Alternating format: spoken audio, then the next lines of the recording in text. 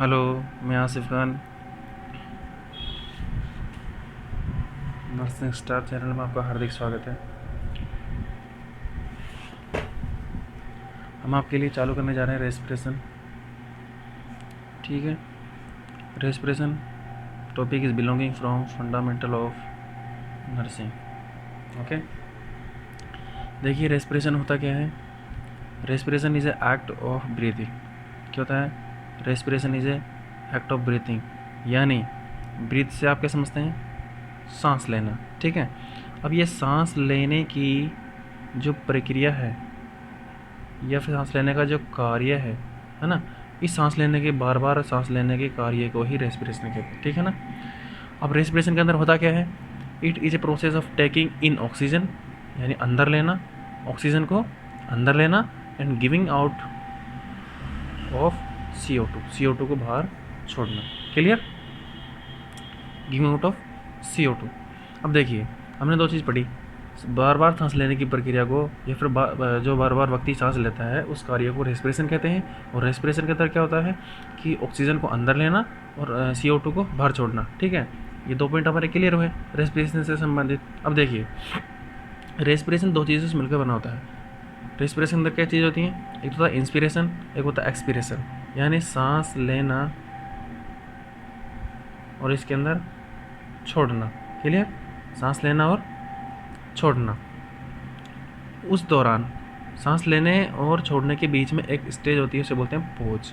यानी आपने सांस ली, फिर रुके, फिर छोड़ा, सांस ली, रुके और छोड़ा। ठीक है ना। पोज यानी कुछ देर के लिए स्टॉप होना। आपने सांस ली, कुछ देर रुके, फिर बाद में सांस छोड़ दी। इन तीनों चीज़ों को मिलाकर हम क्या बोलते हैं? रेस्पिरेशन। यानी रेस्पिरेशन के अंदर ये प्रोसेस होती है। ठीक है, आगे देखिए, रेस्पिरेशन में भी इंटरनल और एक्सटर्नल, यानी रेस्पिरेशन इंटरनल भी हो सकता है, यानी आंतरिक भी हो सकता है, यानी अंदर क्या हो सकता है बॉडी के अंदर, और बाह्यतम भी हो सकता है। देखिए कैसे होता है, आइए।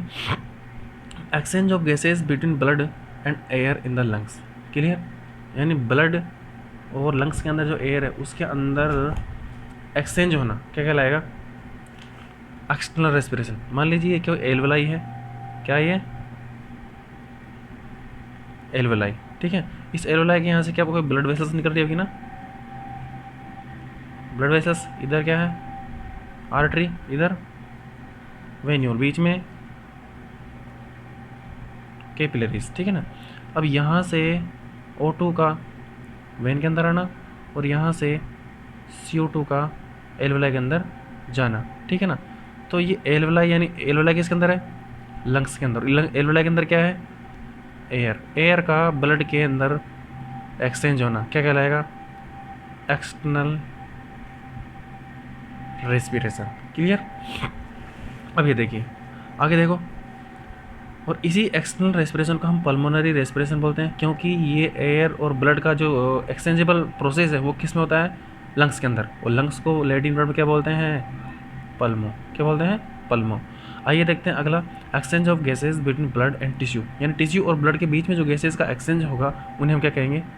टिश्यू रेस्पिरेशन या फिर इंटरनल रेस्पिरेशन, ये आंतरिक रेस्पिरेशन जो अंदर होता है। ठीक है, टिश्यू और ब्लड के बीच में। क्लियर? ये देखिए, ये कोई भी टिश्यू, ये कोई भी टिश्यू है, और इस टिश्यू के पास में ब्लड वेसल्स जा रही होंगी ना। यहाँ से जो न्यूट्रिएंट होगा वो सेल्स को पहुँचाने का काम होता है ब्लड वेसल्स का। क्या काम होता है ब्लड वेसल्स का? न्यूट्रिएंट को सेल्स के पास पहुँचाना। ठीक है ना। बीच में क्या है? Interstitial space. अब ये देखिए, ब्लड वेसल्स के अंदर क्या है? हीमोग्लोबिन। हीमोग्लोबिन के अंदर क्या है? ऑक्सीजन। ये ऑक्सीजन आपका जाएगा सेल्स के पास में। ठीक है ना। या फिर टिश्यू, अब बहुत सारे सेल्स इनसे क्या मिलता है? टिश्यू। ठीक है ना। अब इन टिश्यूज़ के पास में इस ब्लड वेसल्स से ऑक्सीजन का और CO2 का आदान प्रदान होना क्या कहलाएगा? इंटरनल रेस्पिरेशन या फिर टिश्यू रेस्पिरेशन, यानी टिश्यू को ऑक्सीजन पहुंचाना। क्लियर? तो हमारी दूसरी बात भी क्लियर हुई। अब ये देखिए, ये रेस्पिरेटरी जो प्रोसेस है, यानी इंस्पिरेशन एक्सपिरेशन, ये कंट्रोल कौन करता है? इसको कंट्रोल कौन करता है? देखो, रेस्पिरेटरी जो प्रोसेस है इसको रेस्पिरेटरी सेंटर कंट्रोल करता है। अब बात आती है कि सेंटर ये होता क्या है? ये होता है ब्रेन के अंदर। कहाँ होता है? ब्रेन के अंदर। ब्रेन के अंदर कौन सा पार्ट है जो रेस्पिरेटरी सेंटर होता है, क्या नाम से जाना जाता है, या फिर रेस्पिरेशन को क्लियर या फिर कंट्रोल करता है? क्लियर? उसको हम बोलते हैं मेडुला ऑब्लिंगेटा। क्या बोलते हैं? मेडुला ऑब्लिगेटा, क्या बोलते हैं, मेडुला ऑब्लिगेटा, ठीक है ना। कैसे, मेडुला ऑब्लिगेटा से कुछ नर्व फाइबर निकलते हैं, क्या निकलते हैं, नर्व फाइबर निकलते हैं,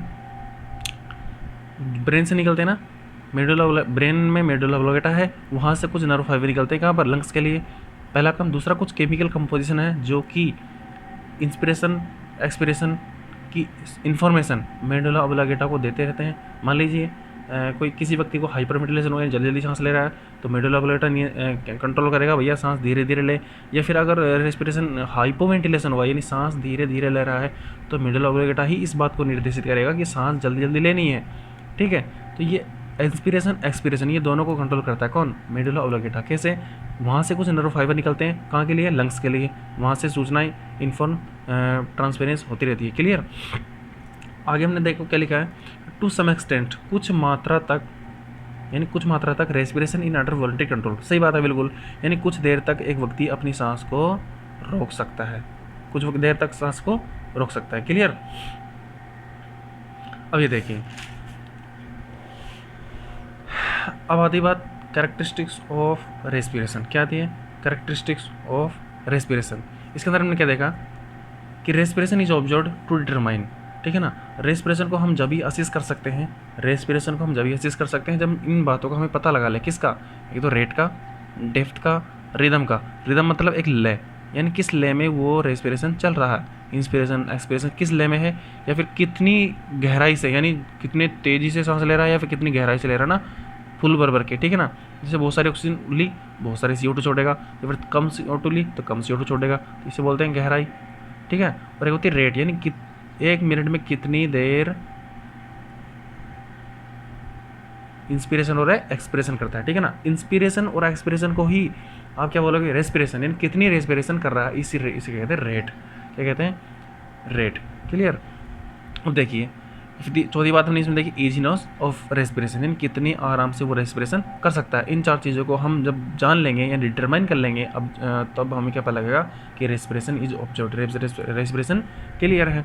अब देखिए नॉर्मल ब्रीथिंग के बारे में अगर बात करें तो नॉर्मल ब्रीथिंग क्या होती है कि इट इज़ ए इफर्टलेस, यानी इसके अंदर कोई परिश्रम, कोई मेहनत नहीं करनी पड़ती, यानी कोई ज़्यादा फोर्सेबल काम नहीं है, या फिर नहीं होता, यानी इजीली हम सांस ले सकते हैं, छोड़ सकते हैं। ऑटोनॉमिक, यानी ये हमारे कंट्रोल में नहीं है, ये अपने आप सेंट्रल नर्वस सिस्टम के द्वारा चलती है। दूसरी बात रेगुलर, यानी लगातार चलती रहती है ना।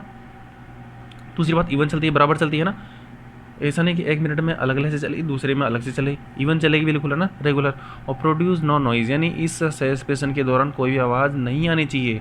अगर ये character effortless, autonomic, regular, even and produce no noise, अगर ये कैरेक्टर किसी भी व्यक्ति के अंदर पाए जाते हैं तो उसे आप बोलते हो यूपनिया। क्या बोलते हैं, यूपनिया। क्या बोलते हो, यूपनिया। यूपनिया को कहते हैं हम नॉर्मल रेस्पिरेशन या फिर नॉर्मल ब्रीथिंग, क्लियर। अब देखिए, अब हम बात करते हैं रेट की, किसकी, रेट की बात करते हैं। रेट के अंदर हम क्या बात करेंगे कि रेट किसे कहते हैं कि number of full respiration in a minute. अब मैंने कहा था रेस्पिरेशन क्या होता है, रेस्पिरेशन होता है इंस्पिरेशन और एक्सपिरेशन दोनों को मिलाकर, यानी एक आदमी इंस्पिरेशन और एक्सपिरेशन दोनों को मिलाकर आप क्या बोलोगे, एक रेस्पिरेशन बोलोगे। यानी कितनी रेस्पिरेशन, इंस्पिरेशन और एक्सपिरेशन दोनों मिलाकर कितनी रेस्पिरेशन, यानी उन दोनों को एक काउंट करोगे आप, तो कितनी रेस्पिरेशन एक मिनट में वो व्यक्ति करता है, उसे हम क्या कहेंगे, रेट कहेंगे, क्लियर। दूसरा नॉर्मल रेस्पिरेशन कितना होता है, 16 से 20 ब्रीथ, क्या बोलोगे, ब्रीथ पर मिनट एक आती है, एक होता है बीट, ये किस में होता है, हार्ट में, क्लियर। ध्यान रखना बीट और ब्रीथ अलग अलग है। Some factors which varies rate respiratory, यानी रेस्पिरेटरी रेट अलग अलग होती है। कुछ ऐसे फैक्टर्स होते हैं जैसे एज ऑफ पर्सन, व्यक्ति की उम्र के हिसाब से भी रेस्पिरेशन रेट अलग अलग हो सकती है ना, अलग अलग हो सकती है। कैसे, जन्म के समय जो रेस्पिरेशन रहती है वो 30 से 40 ब्रीथ पर मिनट रहती है, पहली साल के अंदर 26 से 30 ब्रीथ पर मिनट रहती है, दूसरी साल में रहती है 20 से 26 ब्रीथ पर मिनट, 10 से 19 साल का बच्चा जिसे हम एडोलसेंस बोलते हैं 20 ब्रीथ पर मिनट रहती है, और एडल्ट के अंदर हमने आगे बात की पहले 16 से 20 ब्रीथ पर मिनट रहती है। और जो बुढ़े लोग होते हैं ना, एल्डर पर्सन, जिन्हें ओल्ड एज के व्यक्ति जो होते हैं, उनके अंदर 10 से 24 तक नॉर्मल रेंज होती है, किसकी, नॉर्मल रेस्पिरेशन की, क्लियर। ये थी हमने रेट के बारे में बात की।